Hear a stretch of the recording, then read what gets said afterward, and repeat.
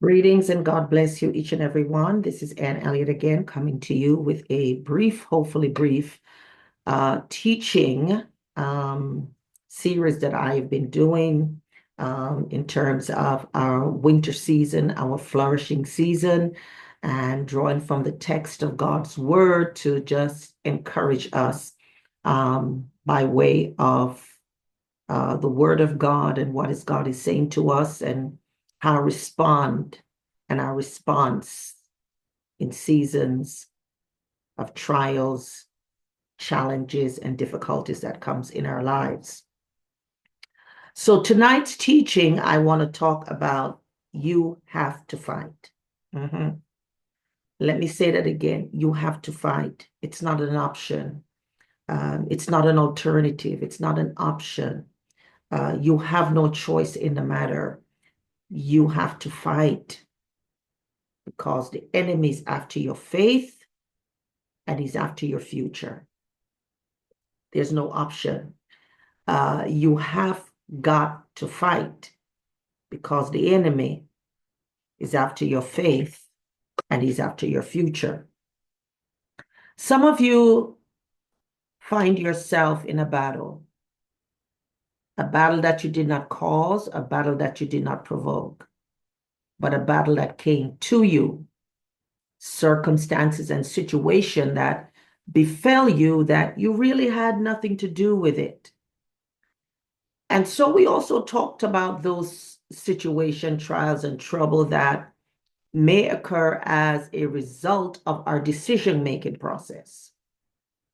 And then there are times, situations, and circumstances that happens to us because God allowed it to happen to us. So we're battling and we're fighting on three fronts, right?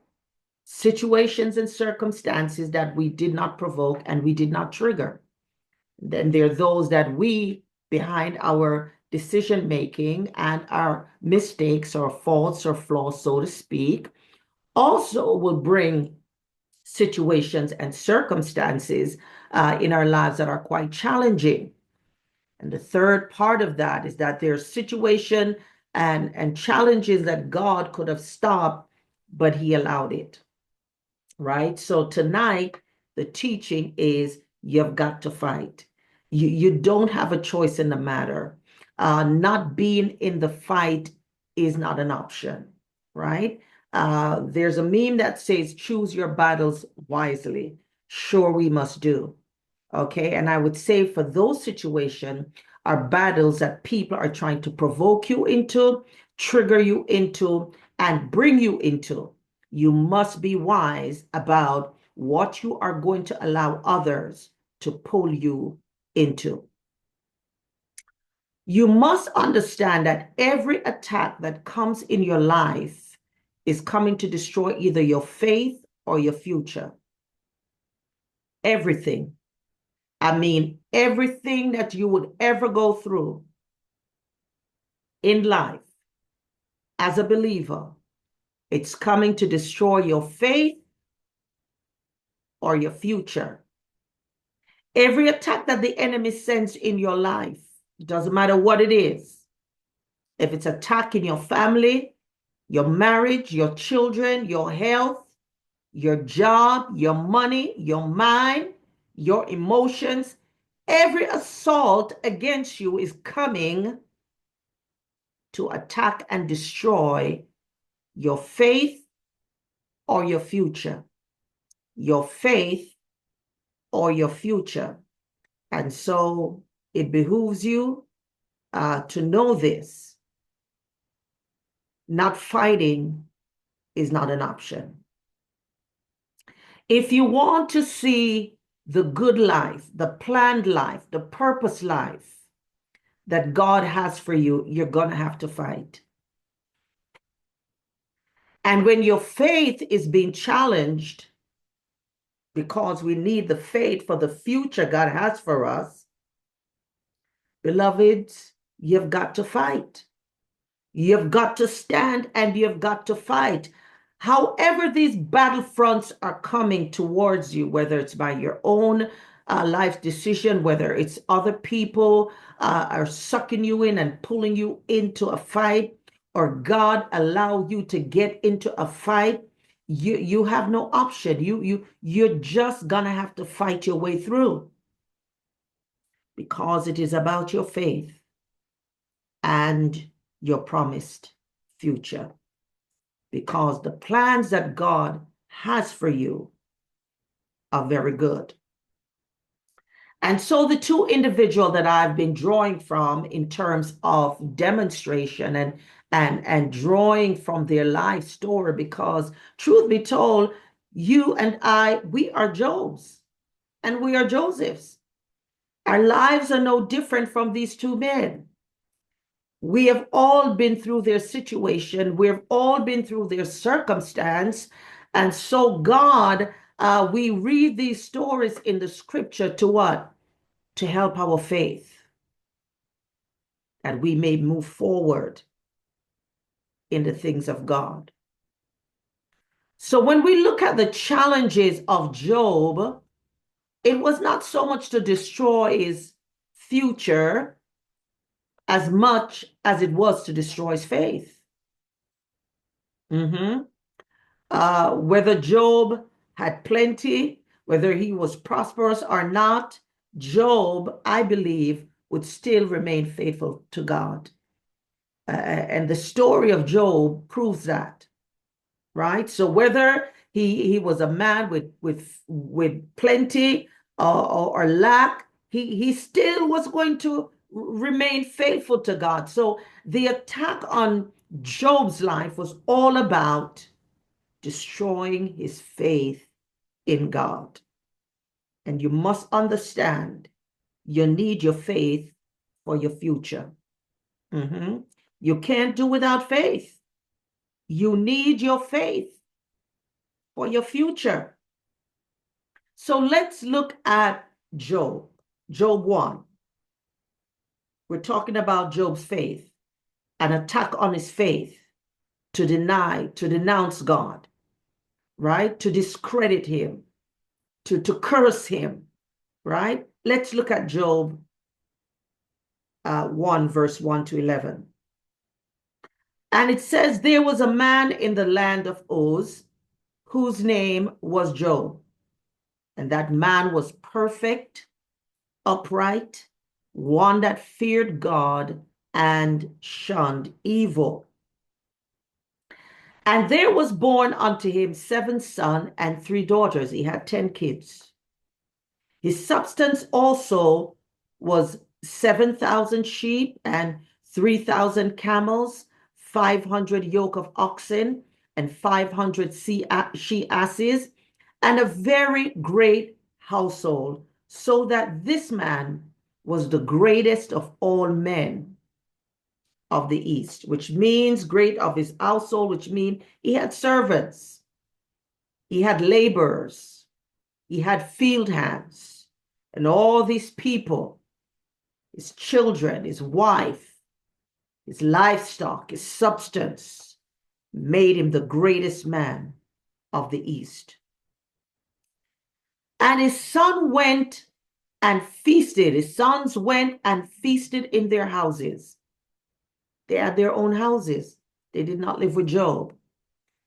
Every one his day, and sent and called for their 3 sisters to eat and drink with them. And it was so, when the days of their feasting was gone about, that Job sent and sanctified them,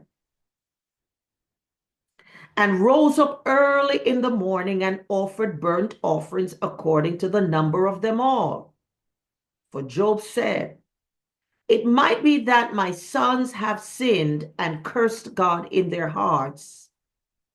Thus did Job continually. Job was a man of faith. Job was a man who served God and in all things shunned evil. And so Job did not leave it up to his children to live their own lives, do whatever they wanted to do. Job himself continually, daily, continued to make offerings and sacrifices to God on behalf of his children, perchance they had cursed God in their living and in their doing. Job was a man who shunned evil, a man of great wealth, a man of great faith, a man who served God with everything he has got. Now there was a day when the sons of God came to present themselves before the Lord. Satan himself was among them. And the Lord said unto Satan, Whence comest thou? Then Satan answered the Lord and said, From going to and fro in the earth, and from walking up and down in it. And the Lord said unto Satan, Have you considered my servant Job, that there is none like him in the earth, a perfect and upright man, one that fears God and shun evil? Now, this was an unprovoked trial coming into Job's life.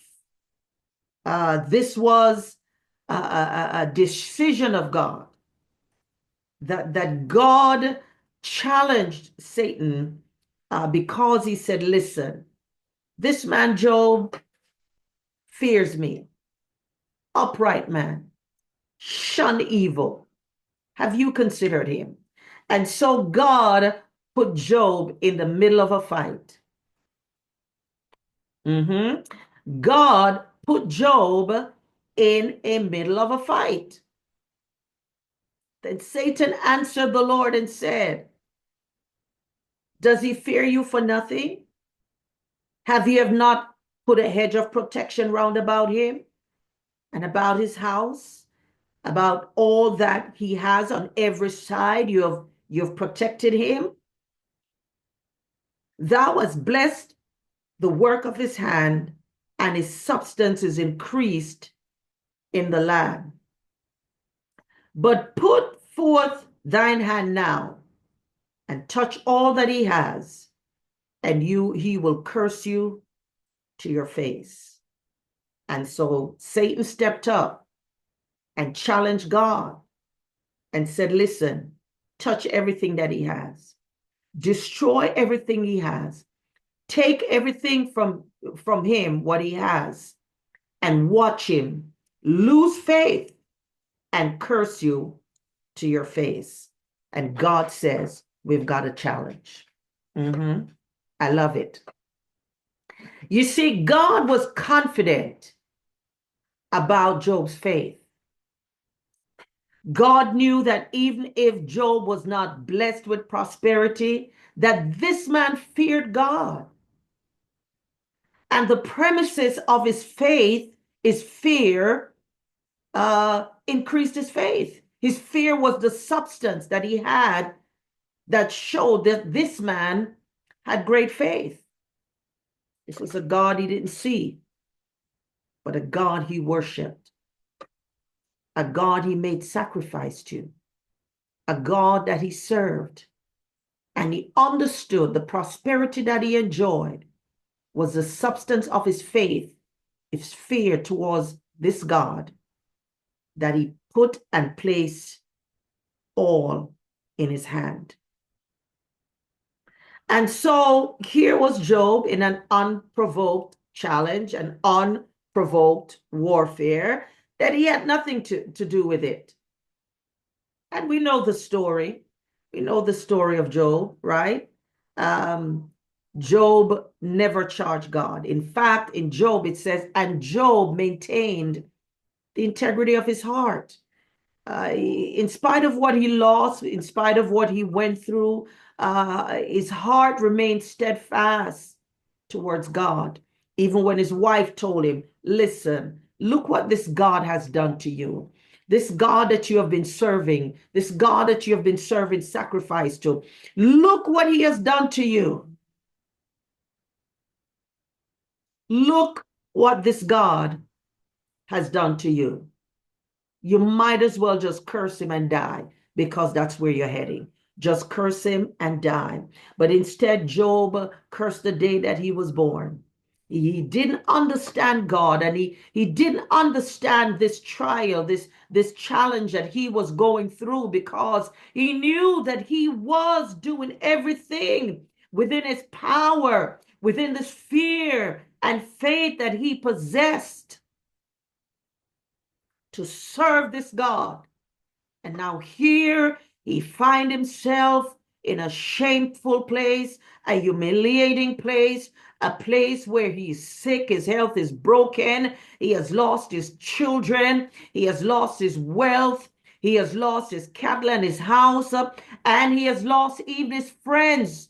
He had no comforters. He said, Job, you did something. You had to be sinning in secret, because God would not have done this to you. You're the most upright person that we know for all intents and purposes. We know, Job, that you sacrifice continually every day for you and your children. So there is something, Job, some secret sin in your life that we don't know about and we don't see and we don't understand, to have this God do this thing and bring this judgment and curse upon your life. Still yet, Job maintained the integrity of his heart, and he said, the Lord bless and the Lord takes away. Blessed be the name of the Lord. And we know the story. We know how the story ends. God visited Job, and he spoke to him, and he comforted him. And then God blessed Job. And the Bible tells us that the latter end of Job was greater than the former. Job passed his test. Job's faith was in a fight to curse God. He was challenged by his wife, the closest thing to him. His faith was challenged by his three friends again. But Job passed his test, gave God bragging rights, and everything he said about Job, that this man feared him, shunned all manner of evil.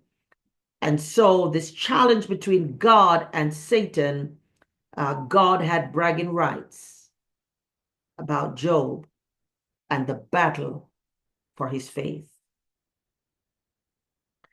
And so we look at the story of Joseph. The challenge of Joseph, Joseph's fight was about the future. Joseph's fight was about his future. Job's fight was about his faith. Joseph's fight was about his future.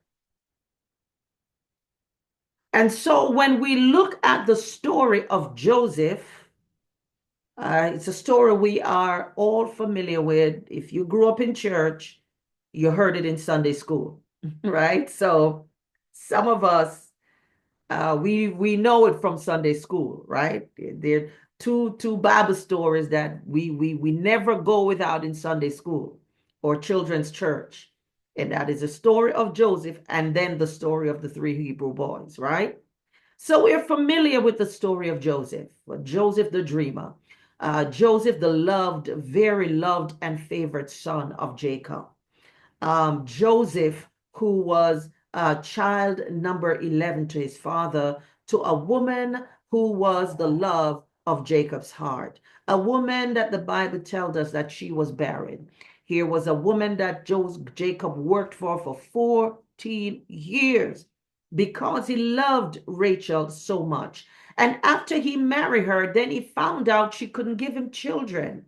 And so God opened up her womb and blessed her with a son named Joseph. So out of his hardship, out of his challenges and trials, Jacob now found himself blessed with a son that he so loved, and he was favored. And Jacob did not hide his feeling and favor for his son Joseph. As a result of that, that provoked a lot of envy and jealousy from his 10 brothers. right? They were before him. Why Joseph? We have an elder brother. We have a firstborn. By the Jewish law, the firstborn is to receive the blessing. But why is this kid being so favored? And so we know the story of the father placing upon him a coat of many colors, and he depended on Joseph to come back to him with report about his brothers and how they were doing out in the field. And so they despised Joseph because they felt he was a spy and a tattletale. And so they treated him poorly. They treated him very badly. But one night Joseph had a dream. And we are quite familiar with the dream of Joseph. Joseph had a dream that the stars, it was 11 star, but his star shone brighter than the other stars. And in his dreams, the sun, the moon, and all these stars bowed down to him. And so immediately his brothers realized, and they were able to interpret the dream. Are you saying that we are going to be your servants? Are you trying to say to us, Joseph, that we are going to bow down to you? We have been here before you. You ought to be our servants. You are our little brother. You're not the firstborn, Joseph. But the Bible tells us that his parents pondered it. Jacob pondered on the things that Joseph said.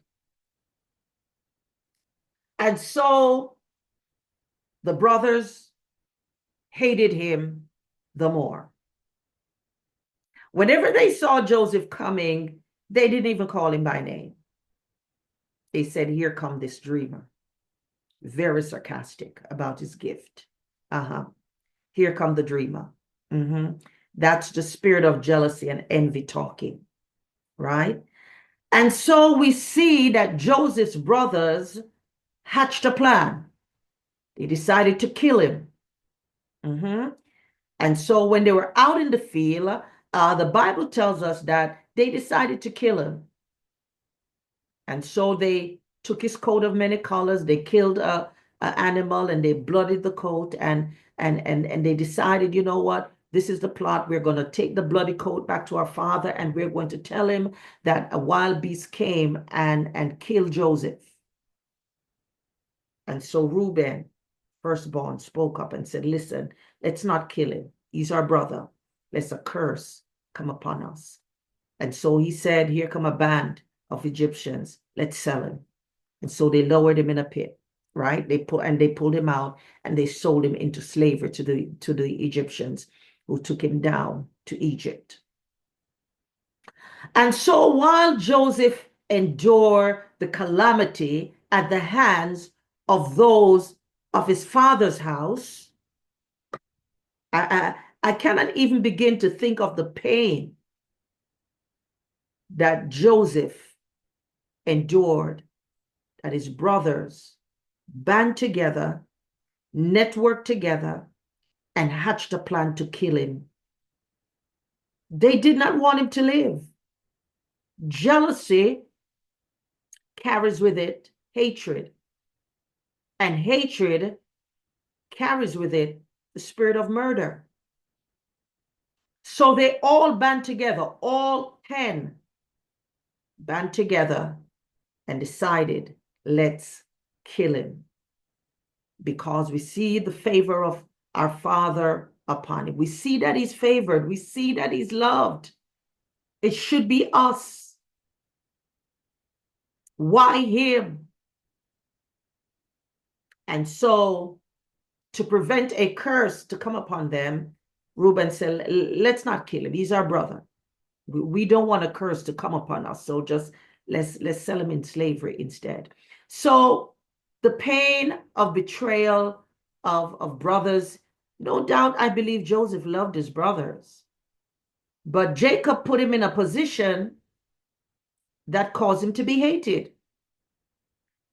Jacob put him in a position of favor or to be favored that caused great hatred upon the life of Joseph. And so, having dealing with the calamity of his family, now he's in Egypt. And while he was there, God blessed him. But Joseph remembered he had a dream. At that point, that dream could have died for Joseph. This was a dream about his future. And now he was no longer among the stars of his family, because that's who they were too. They just couldn't see it. They were blind to that, the fact that they were stars, and they were blinded by the spirit of envy and jealousy. So he was no longer among the stars. Right? So that part of his dream seems to be eliminated now. Now he was a stranger in a strange land among strange people with a strange name and a strange faith. This is not in alignment with the dream that Joseph had. And so the dream he had was very futuristic. At this point, Joseph could have thrown it out the window. And so God blessed Joseph. He blessed him in Potiphar's house. Joseph was elevated in Potiphar's house. And we know the story how Joseph was falsely accused of sexual immorality. He was falsely accused of attempting to sleep with Potiphar's wife. Joseph could not defend himself. Joseph could not get out of the situation. Everybody in the house heard Potiphar's wife scream. When they went to look and see what was happening, they saw Joseph running from her room. When they got into the room to help Potiphar's wife, there she was holding Joseph's coat. No way Joseph was going to explain himself out of this dilemma.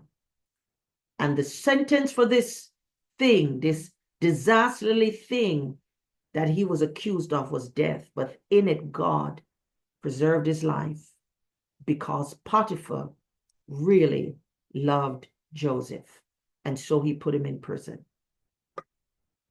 Joseph remained in prison for 14 years. But even in prison, he was given charge over the prison.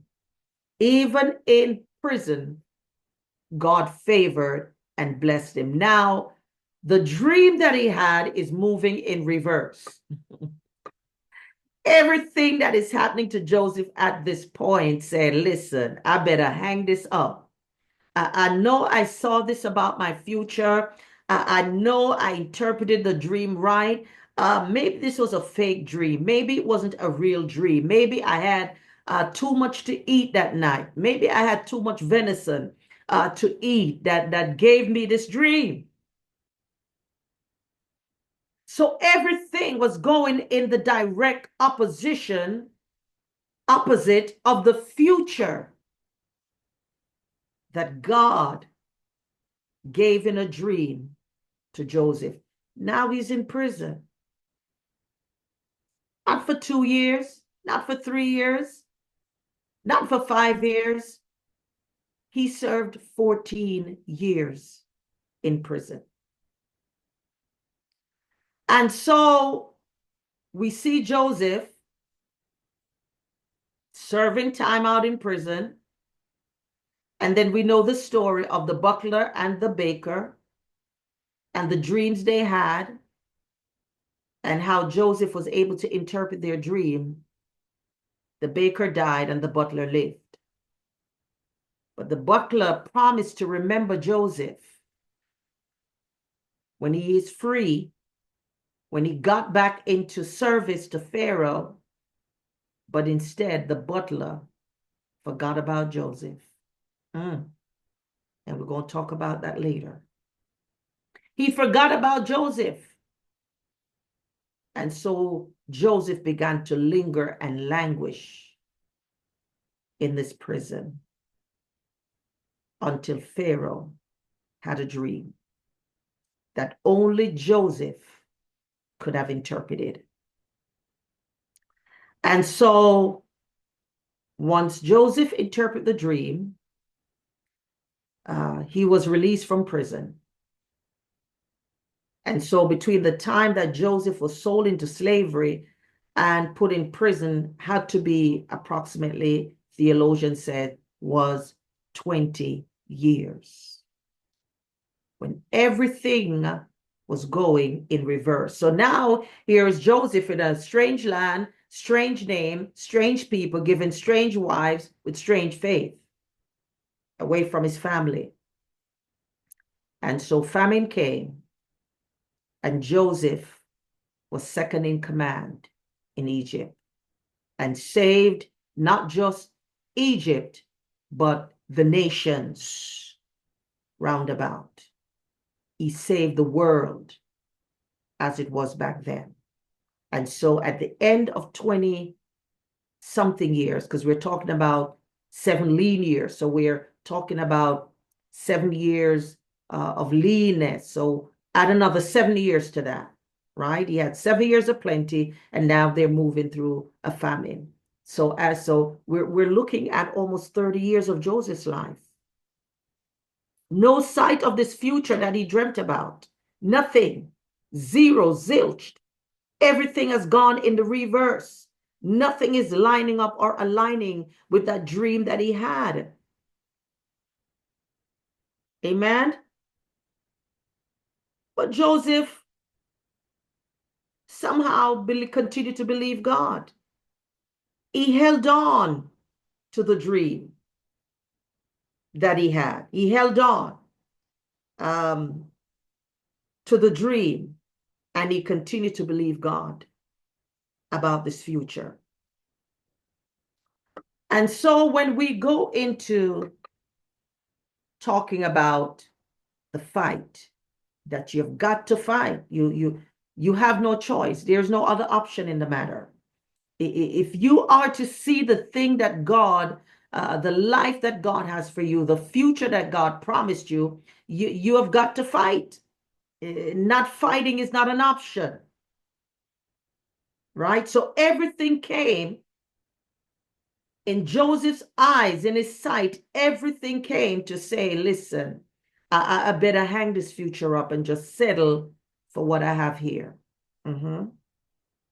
I kind of know what God said, and I know what I dreamt about, but this isn't it, and it doesn't look like it. So I'm just going to settle for this. And so I kind of like want to fast forward now to 2025. Let's look at the story of the Good Samaritan. We're going into 2025. We're getting ready to talk about you and I and the fight for our faith and for our future. In Luke chapter 10, 30 to 32, it is the story of the Good Samaritan. The story of the Good Samaritan. And I'll just profess to say that in this story, it talks about a man that was journeying on his way, journeying, and that he was attacked by a band of robbers, and he was robbed and beaten and left for dead, half dead, right?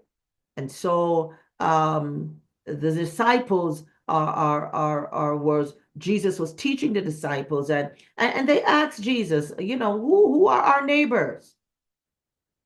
Is it the person who live next door? For us, this is who our neighbors are, right? So he's asking Jesus, who's our neighbor? They're asking him. And so Jesus began to relate the story of the Good Samaritan, right? About this young man that he was on a journey and how he was robbed, beat up, and left for dead. And so let's pick up on verse 30. Jesus answered by telling a story, and I'm reading from the Message Bible. There was once a man traveling from Jerusalem to Jericho. On the way, he was attacked by robbers. They took his clothes, beat him up, and went off, leaving him half dead. Luckily, a priest was on his way down the same road. But when they saw him, when he saw him, he angled across to the other side of the street, bypassed him. Then a Levite, a religious man, a temple man, a church man showed up. He also avoided the injured man. But a Samaritan, a stranger who has no dealings with the Jews. Now, the other two, the Levite and the priest, were Jews. So a Samaritan who had no dealings with the Jews was traveling the same road, came over to him. When he saw the man's condition, his heart was moved. It went out of him. He was troubled. He was concerned. He was filled with compassion.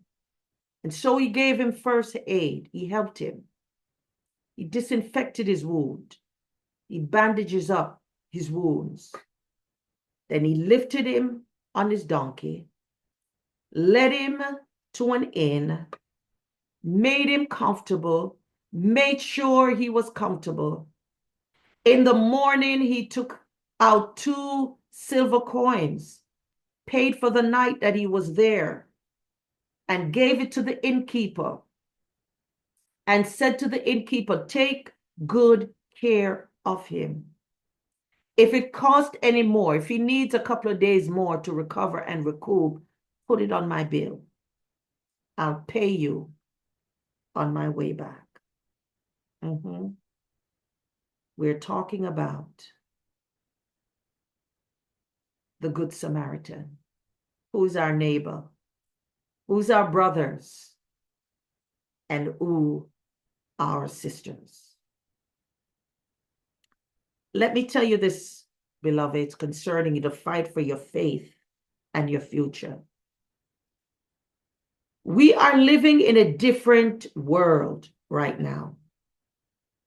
And we're in a different, very different kind of warfare.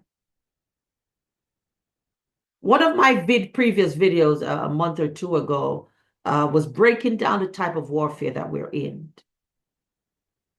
Many years ago, the last 40, 50 years, we have been in a ground level warfare. We were dealing with demons and evil spirits and casting them out of people to great magnitude, right? We were casting out devils and evil spirits and all of that.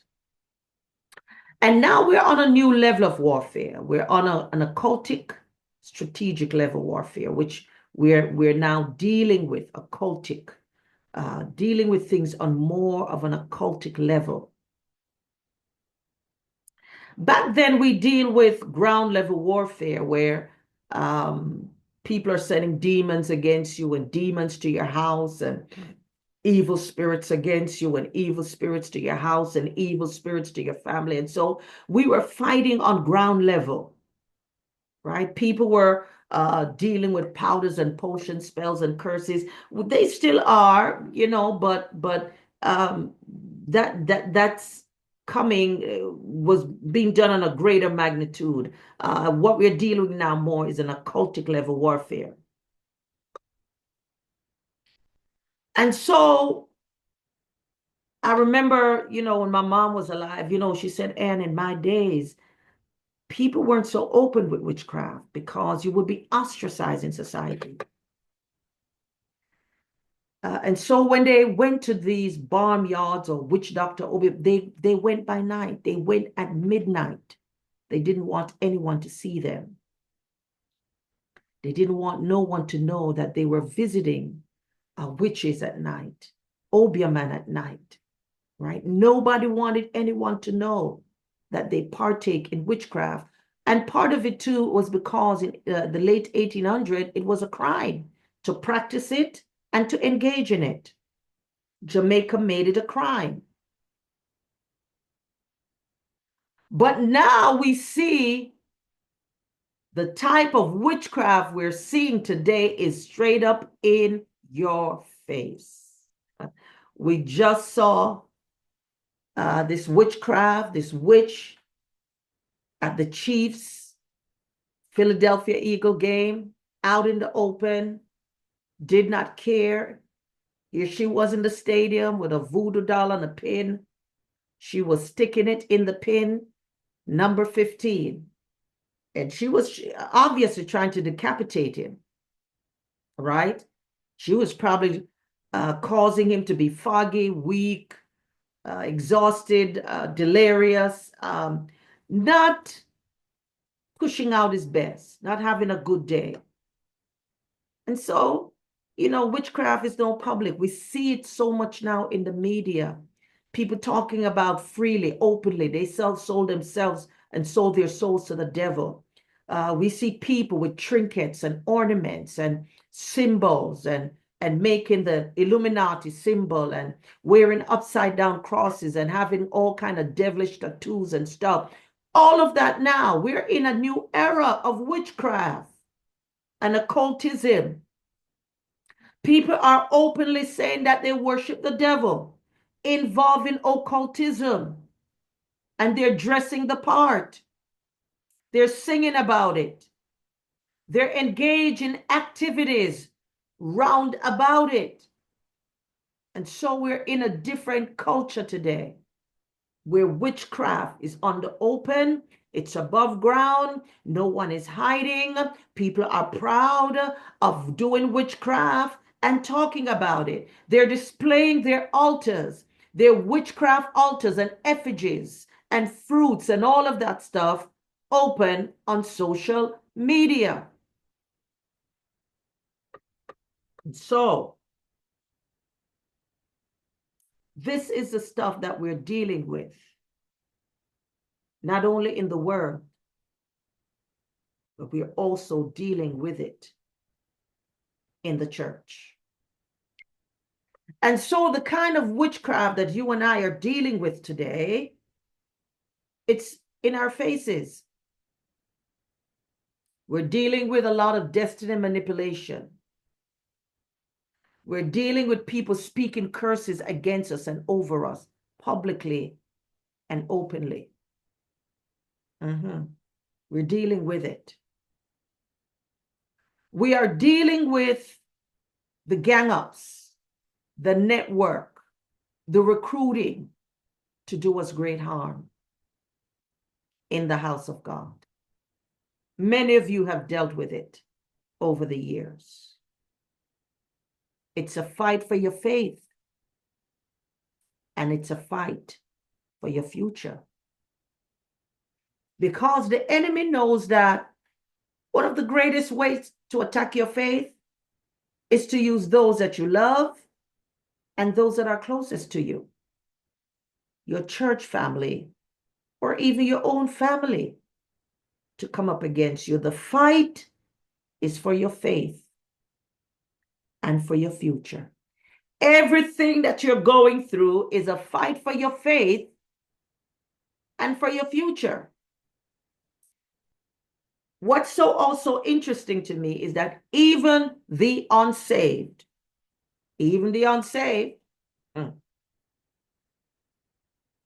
and this is a lot with my people, Jamaicans, right? They could be living like hell. They be living like hellions. They be living like demons. But they believe God to keep them and to protect them and to guide them and cover them. Even when they're going about doing evil, most of them carry a Bible. A lot of them are praying for protection, asking God to cover them even in their evil. And these are unsaved, but they're trying to display some kind of faith to say, who God blesses, no man can curse. So even the unsaved are trying to hold on to some semblance of faith. How much more we as believers, when our lives come under siege and our lives come under attack. Today, the attack against our life is so in our faces. People are not hiding. what they're doing to us anymore. No, they're not. So we're in a different kind of warfare. And so I want to talk about three things. Because like the Good Samaritan, like the man that was beaten up and battered, this is the experience of many of us in the household of faith. In Zechariah, I believe it's chapter 13, Jesus said, "What are these wounds in my hand that I found in the household of my friends?" He called them his friends. And so many of us, many of you, have been dealt with blows like this man that was left for half dead.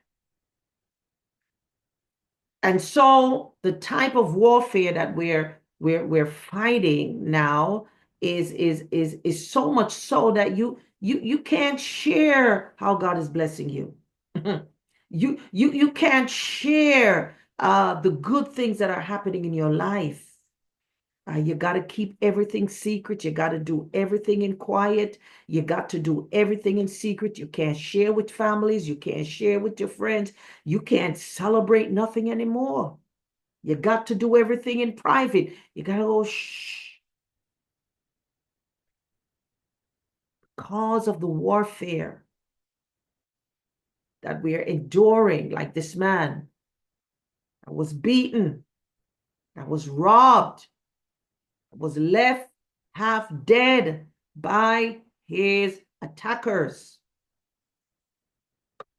And the sad reality of his story, he was a Jewish man. The Jewish scholar says he was Jewish. And here are two men, a Levite and a priest, also Jewish. They probably saw each other in the temple, saw each other in the community or the neighborhood. But when they saw this man injured, wounded, and hurt, they crossed over on the other side and bypassed him, left him there to die. No one tend to him. His other Jewish friends or Jewish neighbors or Jewish brothers did not tend to him. They passed him by. But a stranger came, a Samaritan came, someone who did not know him, that looked upon his plight and condition, was moved with compassion and with care, and reached out to him and disinfect his wound and bandages up his wound and picked him up and rode him to a hotel, rode him to an inn where he could be very well taken care of, paid for his night stay over, and said, "Listen, if he needs more time, put it on my tab. Let him stay, take good, very good care of him. And when I'm coming by, come back this way, I'm going to pay the bill." He went the extra mile for someone he did not know. And many times, brothers and sisters, you are going to be dealt a blow by those that you know. You're going to be dealt a blow by those that you fellowship with.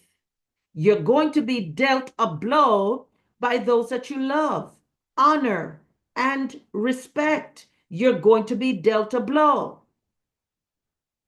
And when you are dealt a blow, you are going to be in a position where nobody reaches out to you to care, to show concern, to ask how you're doing, to say, "Listen, I don't understand what happened to you, but I just need to know, how are you doing? Can I pray for you? Listen, I'm going to walk through this with you until you're able to get back up on your feet," brothers and sisters.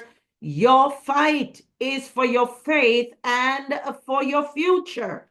You cannot give up.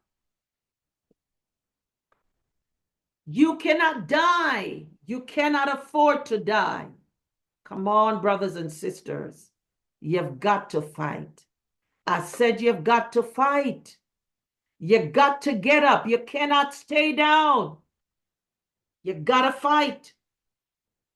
You've got to find it in you to fight for your future and to fight for your faith when it's just you and God.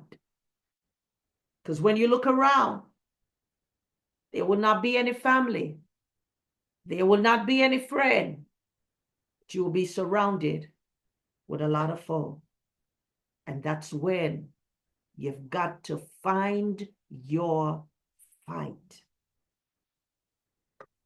So I want to give you 3 things that you must possess in this fight to stay alive, to hold on to your faith so you can see your future.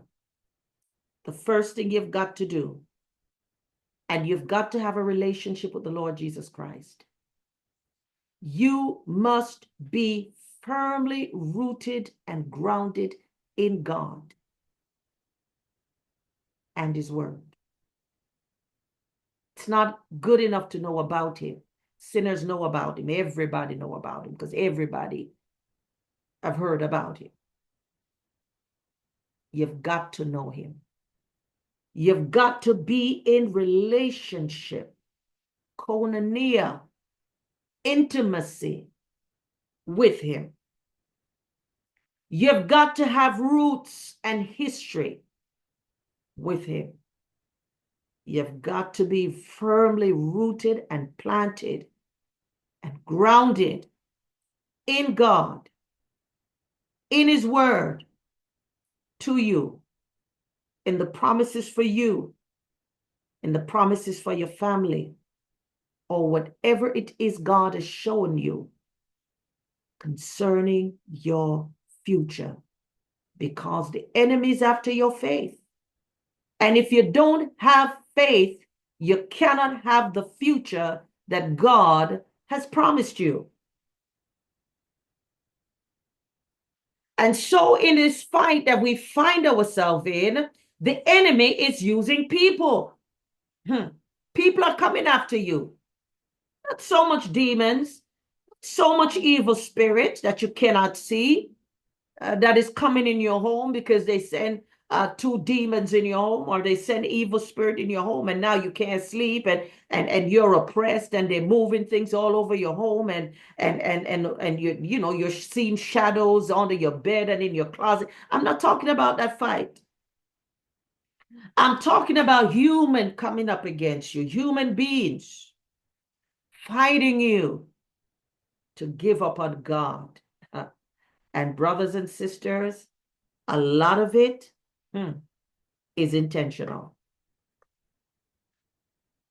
A lot of people often said, forgive them, for they know not what they do. The scribes and the Pharisees knew exactly what they were doing. They knew they were crucifying Jesus. What they didn't know was that they were crucifying the Son of God. They did not believe He was the Son of God. If they believed that He was truly the anointed one, the Messiah, that they were waiting to come, they would not have crucified Him. So when the Bible said that forgive them, when Jesus said forgive them that they know not what they do, they didn't know they were actually crucifying the Messiah that was written about in Isaiah 53, the coming Messiah. They didn't know who this was that they were crucifying, but they knew very well because they've been plotting for 3 years. It was intentional to kill Him. And so in this time, you must understand your faith is crafted, molded, strengthened, firmed, forged in your relationship with God and His Word. For He knows the plans He has for you, thoughts of good and not for evil. To see those plans, you need your faith, so you cannot afford to lose it on your journey. When you are firmly rooted and grounded in God and His Word, you're cultivating and you're strengthening your faith. Because if your faith is weak, you're going to blame God. If your faith is weak, and if you don't have any faith, you're going to blame God for what people have done to you. You might even, and some have done this, they have even walked away from God.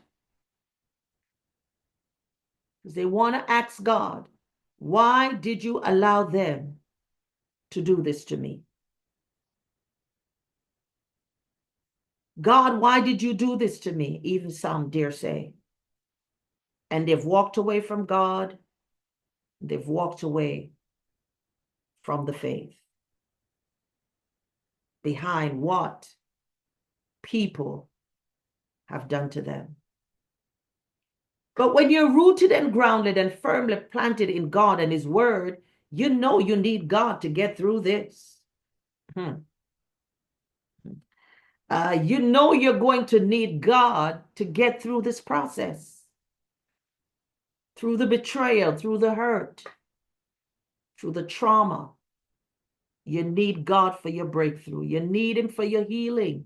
You need Him for the deliverance. You need Him to give you a new beginning after what has happened to you by the hands of man, by those you love, by those you trusted. You're going to need Him. And this is why you must be firmly rooted and grounded in God and His Word, so your faith can be strong enough that when calamity comes, you will be like Job and not charge God for the things that have occurred in your life.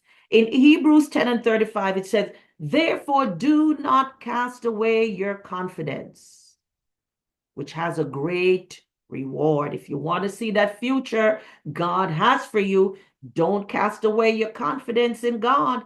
Don't cast it away. This is where your faith needs to be unshakable and needs to be strong. Because if you continue, there is a great reward in your future.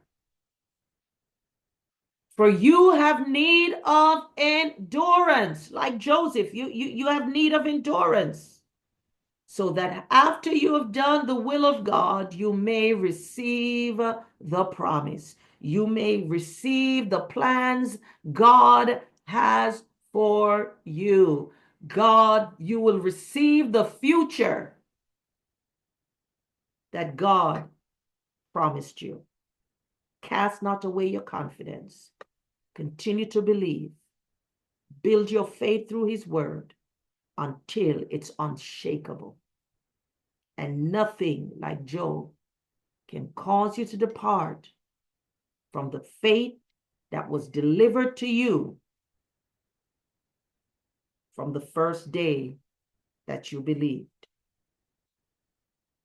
So in this verse, right, you must be steadfast. You must endure as Joseph endured. And you need your faith to live and to walk out this type of endurance. The second thing I want to bring to your attention is that do not look to others for your support or for your help, because your support and your help comes from God. Do not look to others for your support. Whether you're being supported or not supported, you've got to press on. If you want the future that God has for you, like Joseph, you've got to press on. Joseph had no support in his father's house. Joseph had no help. Joseph had no help in Potiphar's house. They knew this man was a man of integrity. They knew that Joseph was raised up in Potiphar's house organically, but he had no supporters. He had no one to take a double take on the situation for him. But he had God and he looked to God. So don't look to others to be your support or your help. You have to look to God. Why? Because people disappoint. People disappoint. And so when you find yourself in that place of being disappointed, God will have to shuffle the board, navigate other avenues, take you other routes. I always say a river has many tributaries, but they all end up in the same sea or ocean. And so when man disappoints you, when pastor disappoints you, when family disappoints you, when friend disappoints you, you must understand that God, you need your faith. You need that unshakable faith to know that you still have a future. And in spite of those that have dropped the ball, those that have failed you and disappointed you, that God is going to bring others on board. God is going to reroute your path. God is going to navigate you to the place that he has ordained for you. Everybody and everything is a resource in God's hand that he uses, but God is the ultimate source. And we must commit our heart to him, our emotions to him. Yes, it will hurt.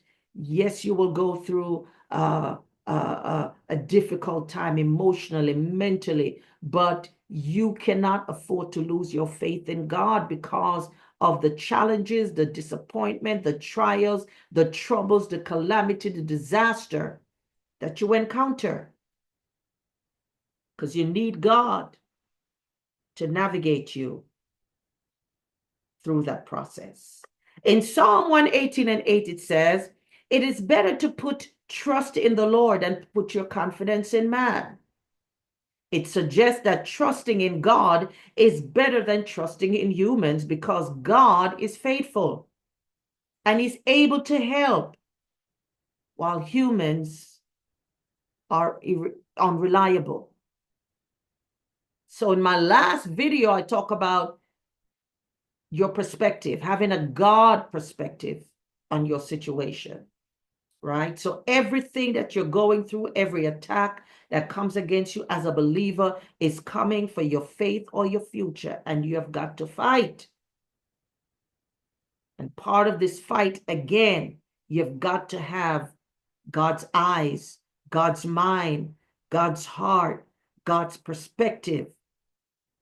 And this has to do with you being what? Rooted and grounded in God and his word. And so the Bible also includes other passages that encourages people to trust in God, including Micah 7:5, which warns against relying on friends. Jeremiah 17:5-8, which warns against trusting in humans and turning away from God. Do not let anybody cause you to turn away from God. There are people that are intentionally planning and conspiring to break your faith and break your resolve. And when you understand that, you will understand that God is not doing this to you. Man is. Proverbs 3:5-6 encourages people to trust in the Lord with all their hearts and lean not unto your own understanding. We're talking about the fight for your faith, the fight for your faith. You've got to fight, believers. You've got to fight, brothers and sisters. You have got to fight. There's no other option. You may be down, but don't stay down. Mm-mm. If you're on the ninth count, you got to get up. You cannot stay down. Ask God for the grace. Ask Him for the withal to push you. But you got to get up and you got to fight. And finally, number 3, and I need for you to get this. Because sadly, in my journey, I've met people that this happened to, and they thought it was all over, and they gave up. But we want to be like Joseph. Here's number 3. Understand that no one, read my lips, no one can kill your faith or your future. No one. It doesn't matter how much they're manipulating, doesn't matter how much they're swapping and exchanging, doesn't matter how much lies you're telling on you, how much sabotage is going on with you. Yes, it's annoying. Yes, it's frustrating. Yes, it's just, one of those things that, it just gets to you. But you can't believe that what they're doing is going to kill your faith or your future. No one can do that. They don't have the power to do that. The only person that can kill your faith or your future is you and I. That's it. Only person that has the power to kill your faith or the future that God has for you is the decision that you and I make. Man, they can delay it, they can block it, they can hinder it, they can sabotage it, they can manipulate it, and all of that causes delays. All of that hinders what God is doing and where God is taking you. But every stage and phase of that attack, God have ways and means to navigate your process, reroute you, bring new people in your path, disconnect you from those that are doing you great harm. Again, the only people that can kill your faith or your future is you, by the decision and the choices that you will make during these times of the trying of your faith. God has many ways and means to get done what He needs to do in your life. And it needs your faith. Because your faith is needed for your future to be realized. The future that He has for you, the future that He desires for you, needs your faith for it to be realized. And so when we look at the story and the life of Joseph, and I'm going to read from the Message Bible, Psalm 105, verse 19. We know the story of Joseph and his dream while Potiphar's dream about the 7 lean year and the 7 years of plenty, and Joseph was able to interpret that dream that there's coming a year, 7 years of prosperity and 7 years of famine. So when the famine came, it says here, then he called down a famine on the country. He broke every last blade of wheat. But he sent a man ahead, and this man was Joseph, who was sold a slave. They put cruel chains on his ankles, iron collars around his neck, until God's word came to Pharaoh, and God confirmed his promise. God sent the king to release him. The Pharaoh set Joseph free. He appointed him master of his palace, put him in charge of all his business. to personally instruct his princes and train his advisors in wisdom. Until the time that the word of the Lord came to pass in Joseph's life, the word of the Lord what? Tested him. The promises that God gave you, the things he spoke over your life, is going to test you. When things begin to go in the opposite direction of what God spoke to you, that's the word testing you. Are you still going to believe? Are you going to focus on what you see, because what you see is not of faith or is by faith? When it's taken forever, like Joseph, it's over 20 years. And we're in a microwave culture. God give you a prophecy today, you want to be a bishop tomorrow. You just got saved today, and in 2 years, you're archbishop. Microwave culture. No processing, no preparation. We want it now, like kids. And so the word is going to try you. The promise is going to try you. That dream you saw is going to try you. But will you remain steadfast in faith to see that future that God promised you be realized? And so again, the 3 things you must have is be firmly rooted and grounded in God and his word. This is what strengthens your faith and causes you to be unshakable in faith, because you have history with God. You just don't know about him. You're just not talking about him. But you have relationship. You have koinonia. You have commitment. You have consecration. You have dedication to him. You spend time in his presence. You have history with him. So you know you're making your faith unshakable. The second thing, do not put your trust in the support of man. They will fail you. Friends today, foes tomorrow. That's the reality. When betrayal kicks in, when jealousy kicks in. Friends today, foes tomorrow. Don't even put your trust in destiny helpers and destiny supporters that God send your way, because they can turn on you in an instant.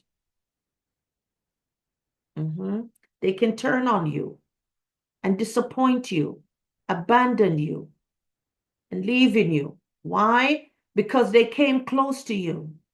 And while they said, yes, God, I will help, now they're seeing the full scope of what God is doing in your life, and they don't like it. And so they may pull back their hands. And all you got to say is, okay, God, that didn't work out. All right, let's see what you do. That's how you handle that. Okay, God, what you going to do next? I'm waiting. That's what faith says. And that's what faith sees. So don't put your trust, your hope, and faith. Don't put your faith in others. Put it in the hands of God and his faithfulness. The third thing you must understand, no one can kill your faith or your future. Only the decisions that you will make when you go through periods and times of hardship and adversity. Are you going to hold on to your faith to see your future realized? Are you going to focus what you see and not what God says and throw in the towel? One of the things I love about God is his faithfulness to his promises, that sometimes when we fail and when we give up, God says, no, you get back up, because I'm still bringing this thing to pass. I am committed to my word, and I am committed to my promise. And God will sometimes, yes, he will work with your weak faith. A smoking flack he will not put out. He's not going to put it out. If you have lost your fire and all you have is embers and smoke and ashes, he can turn and give you beauty out of those ashes. He's not going to put out the smoke, but he's going to fan the flame and watch your fire come back. Watch that fire again begin to blaze Arabashende, on the inside of you. My God. I hope I'm stirring somebody tonight. I said, watch God. Glory to God. Don't cast away your confidence in him. Don't give up on your faith because you'll need it to see your future. Oh, yes, they're going to hold you down. They're going to overlook you. They're going to discredit you. They're going to discard you. They're going to mock you, retaliate against you, try to destroy you, say all manner of evil against you, prosecute you, and persecute you. You will have no grace whatsoever because there are times and seasons that grace is selective and reserved for who they like. People of God, you've got to put your trust and faith in God. And that's going to come from you building relationship. You've got to fight. You've got to stay in this fight. You can't give up. You cannot throw in the towel. Do what you got to do, but you cannot give up. Do whatever you have to do, but you cannot give up. The enemy's after your faith. He's after your future. The plans that God has for you are good. So, brothers and sisters, believers, stay in the fight. Please, don't give up on your faith. And by all means, do not give up on God. God bless you and be well.